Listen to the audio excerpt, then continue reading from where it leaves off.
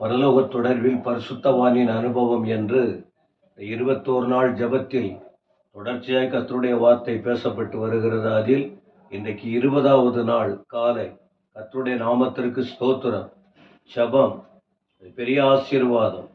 ஜெபம் இப்படி ஜெபம் பண்ணும்போது சில நேரத்தில் தோல்வியாக கூட இருக்கும், சில நேரத்தில் ஒன்றும் கிடைக்காதது போல இருக்கும், சில நேரத்தில் வெறுமையாய் காணப்படும், சில நேரத்தில் அதிருப்தி ஏற்படும், சில நேரத்தில் சத்துருக்கள் எழும்பி மேலே வருவான். ஜபத்தின் எல்லையிலே ஜெபிக்கும் போதும் ஜெபித்த பிறகும் வாழ்க்கை ஒரு விதமாக வறண்டு போன நிலை போல காணப்படும். ஆனால் ஒன்று, அது ஜபம் என்பது ஒரு விதை போல, அந்த விதை ஜபத்தில் போடப்படுகிறது.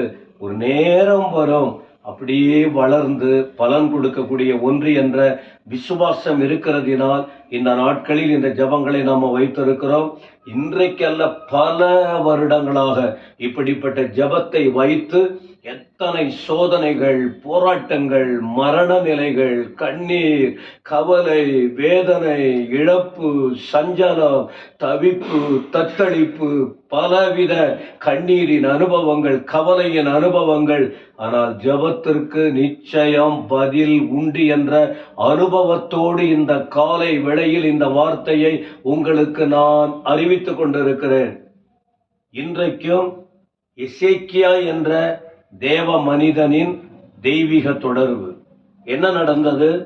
2 ராஜாக்கள் 20ஆம் அதிகாரத்தின் 1 முதல் 7 வரைக்கும் வேத பகுதி சொல்லுகிறது. எசேக்கியா வியாதியாய் இருந்தார். வியாதின்னு சொன்னாலே கஷ்டம் தானே. என்ன வியாதி? மரணத்துக்கு ஏதுவான வியாதி, மரணம்.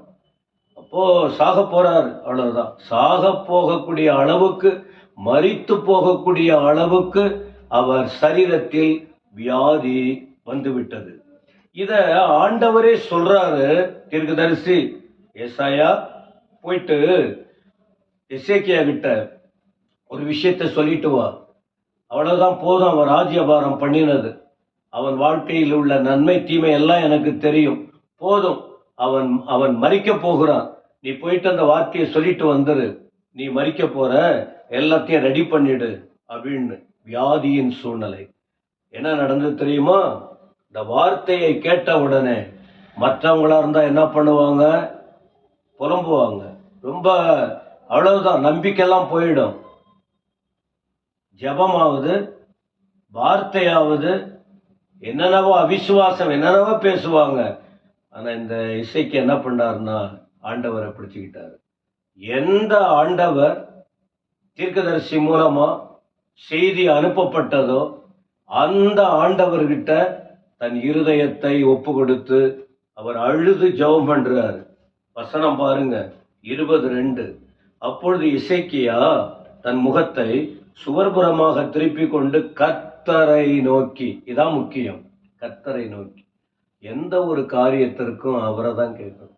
நல்லதா இருக்கட்டும், கெட்டதா இருக்கட்டும், வீழ்ச்சியா இருக்கட்டும், உயிர்ப்பித்தலா இருக்கட்டும், என்ன ஒரு காரியம் இருக்கட்டும், என்னதான் வரட்டும், அவர் இல்லாம ஒண்ணுமே அசையாது. அவர் சொல்ல ஆகும், அவர் கட்டளையிட நிற்கும். அப்போ அவர்கிட்ட போயிட்டு கர்த்தரை நோக்கி சொல்றார், ஆண்டவரே, உமக்கு முன்பாக உண்மையா இருந்த, உத்தமமா நடந்த, பார்வைக்கு நலமானபடி செய்த என்பதை நினைச்சீங்கப்பா. நான் அவ்வளவு மனசாட்சிக்கு விரோதமா நான் வாழல. இந்த ராஜ்யபாரம் எனக்கு கிடைத்தது, அதுல உண்மையா இருந்த, ஏழைகளுக்கு உதவி செஞ்சிருக்கிற, ராஜ்யத்தை பலப்படுத்தி இருக்கிற, ஆலயத்தை தீட்டாக்கின காரியத்தை மாற்றி இருக்கிற, எது நல்லதோ அதில் நான் ஈடுபட்டு இருக்கிற, நான் வந்த பிறகு ஒரு தீமையான காரியம் செய்யல என்பதை நீங்க நினைச்சருளுங்கன்னு சொல்லி மிகுந்த கண்ணீரோடு விண்ணப்பம் பண்ணினான். நம்ம அனுபவம் எப்படி இருக்கு? ஒரு வியாதியோ பலவீனமோ பிரச்சனைகளோ வந்து விட்டால் இதை போல சொல்ல முடியுதா? இந்த இருதயம் குற்றப்படுத்தாமல் ஆண்டவர்கிட்ட சொல்லி ஜெபிக்க முடிகிறதா? நடந்ததை பாருங்க.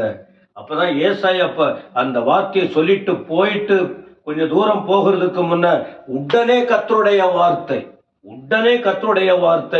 தீர்க்கதரிசிக்கு வந்தது. நீ போ, எசேக்கியாவை நோக்கி சொல்லு, உன் விண்ணப்பத்தை கேட்டேன், உன் கண்ணீரை கண்டேன், உன்னை குணமாக்குவேன். 3ஆம் நாள்ல நீ ஆலயத்துக்கு போவாய், உன் நாட்களோடு 15 வருஷங்களை கூட்டுவேன், உனக்கு ஆதரவா இருப்ப. என் தாசன் தாவீது நிமித்தம் நான் சொல்ற வார்த்தை உன் வாழ்க்கையிலே நடக்கும்.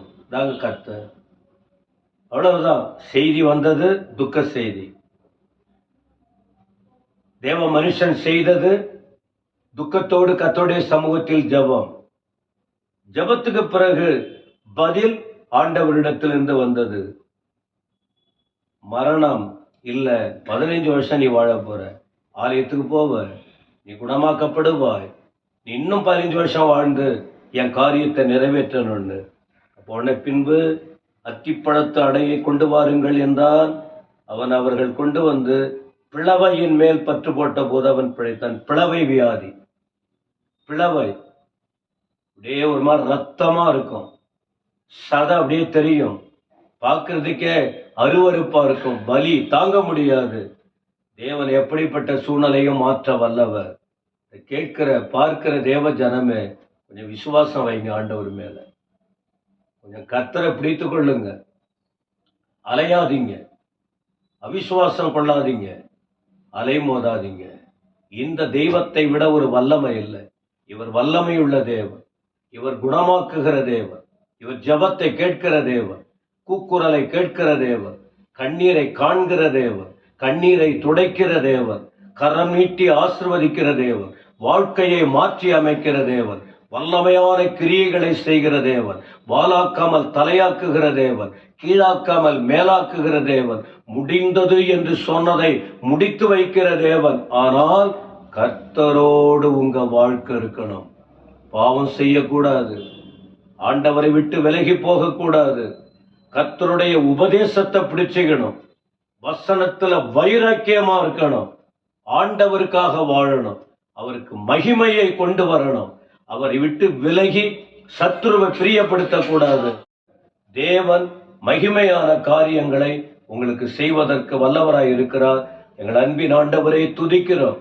எசேக்கியா வாழ்க்கையில் அற்புதம் நடந்ததை போல இந்த வார்த்தை கேட்ட ஒவ்வொருடைய வாழ்க்கையிலும் விசுவாசம் பெருகி ஜெபித்து ஜெயம் பெறட்டும். உடைய வல்லமை இப்பொழுது இறங்கும்படி வேண்டுகிறோம். இயேசுவின் நாமத்தில் பிதாவே, ஆமென், ஆமென்.